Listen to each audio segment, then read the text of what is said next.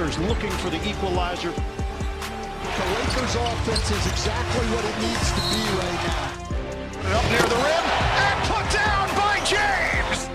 The Lakers in front. Holmgren powers in, gets it to go! This is Thunder basketball. Williams! He's got a chance for four! The turnovers have just killed them. Usually the team that imposes their will more just wins. And that's probably why we won tonight.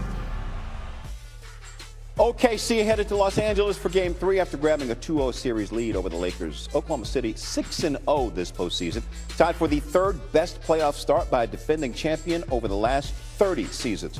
Tonight they'll try to become the sixth defending champion in NBA history to begin their playoff campaign 7-0 or better.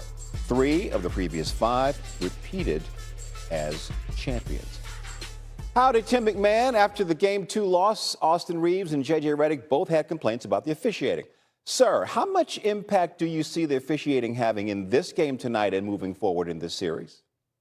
Howdy, Jay. I'd say that the attention to impact ratio with the refs has been pretty out of whack. Look, these weren't close games in Oklahoma City, despite the fact that Shai Gilgeous-Alexander didn't have his typical MVP caliber performances. As a matter of fact, in Game 2, when the Lakers were really upset with the referees, Shai Gilgeous-Alexander sat almost the entire third quarter because he was in foul trouble. But I get it. This is a constant source of complaining for Oklahoma City opponents. They feel like Shai gets touch fouls, as J.J. Redick said, and that Lou Dort, Alex Caruso, and those guys get away with a whole lot on the other end. I don't know that this has impacted the series so far, but what I can tell you is OKC just considers all this discourse a distraction. They don't want any part of it. They just want to stay completely above the fray. As Lou Dort told me, it can get frustrating for the other side, and I guess that's good for us. Indeed. You mentioned SGA really hadn't been SGA. Jalen Williams hasn't played in this series, but OKC is still rolling. They're up 2-0 over L.A. What do you make of the depth of this Thunder team? I mean, look at that 22-4 run they went right after SGA had to go to the bench picking up his fourth foul. The guys who really spearheaded that run, aside from Chet Holmgren, you're talking about Jared McCain. He's a trade deadline pickup. He wasn't even on the roster last season. You're talking about A.J. Mitchell, a guy who, as a rookie last year, wasn't part of the playoff rotation. They have guys who aren't playing in games, who aren't in the rotation, who would be the 6th, 7th, 8th man for the Los Angeles Lakers. This team, they've got a lot of strengths, but the remarkable depth is definitely one of them for the OKC Thunder. Tim MacMahon, all the best. Thank you, brother. Wemby was not the only player last night to ball out and drop 30-plus points in Game 3. Jalen Brunson and Anthony Edwards also went off for 30-plus. For Brunson, it was his third game with 30-plus points this postseason. It was also Ant-Man's 17th career 30-point game in the postseason. Well, since we have NBA three-point contest champ Quentin Richardson back with us now, it is only right that we run a segment called Threes and Q's Game 3 edition. You ready to do this, my friend?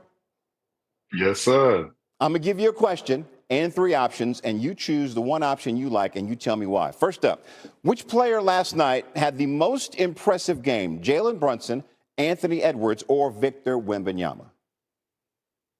This is easy, legend. We got to go with Wemby right here. While those guys all balled out from Jalen Brunson to Ant Edwards, whenever you do something in the game and you get your name on a list where only Hakeem, Olajuwon, Kareem Abdul-Jabbar, and Shaquille O'Neal have done, you outdo everybody for the night. You got the award. Wemby went out there and was the first guy since Hakeem Olajuwon, Kareem Abdul-Jabbar, and Shaq to have 35, 15, and 5 blocks.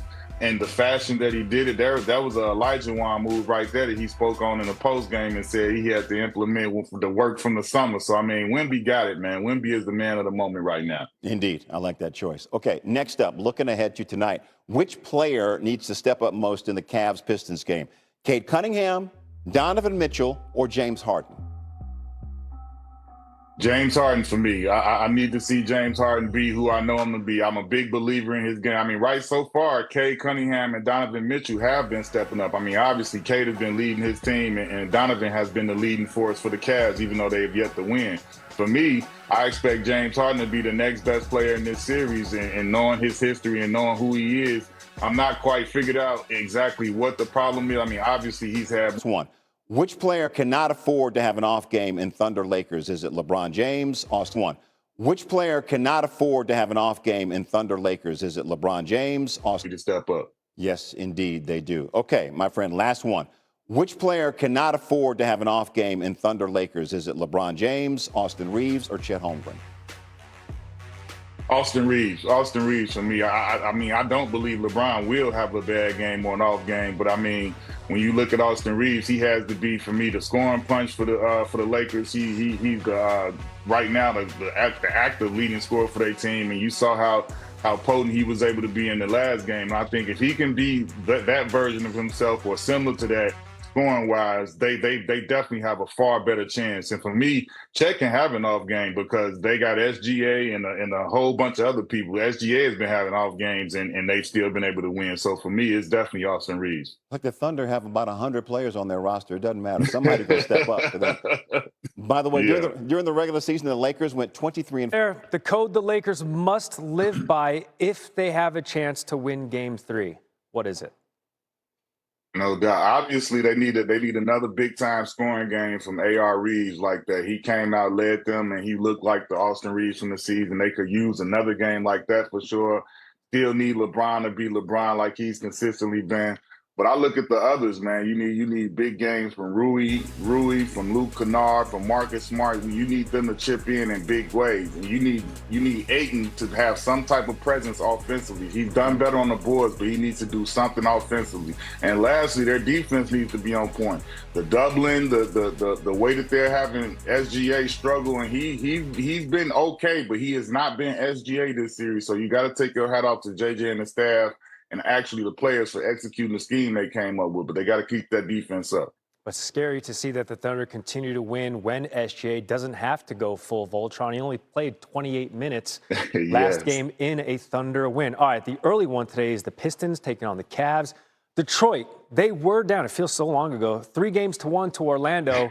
They've won 5 straight since. In your eyes, Q, what changed? I feel like when they got to the brink of elimination, 3-1, the Magic had them on the ropes, and they saw their season's mortality on the line. I feel like since that moment, they played with a greater sense of urgency as a team overall. Their defense have stepped up. The guys have stepped up individually, offensively. Cade Cunningham has been the one constant, but also now you have Tobias Harris. And salute to Tobias, man. I was in Detroit for his first stint before he left, and he came back for this stint. Professional, perfect pro, and just to see him doing what he's doing is awesome, man. He's had 7 straight games of 20-plus points, and he's become the second guy on this team. And right now, in this Cavs-Pistons series, Tobias is the 3rd best player in the series by production after Cade and Donovan, and that says a lot. The Pistons up 2-0 in the series, though the Cavs, because it's in Cleveland, favored by 4.5 points today. We'll see how that plays out. Quentin Richardson joining the program on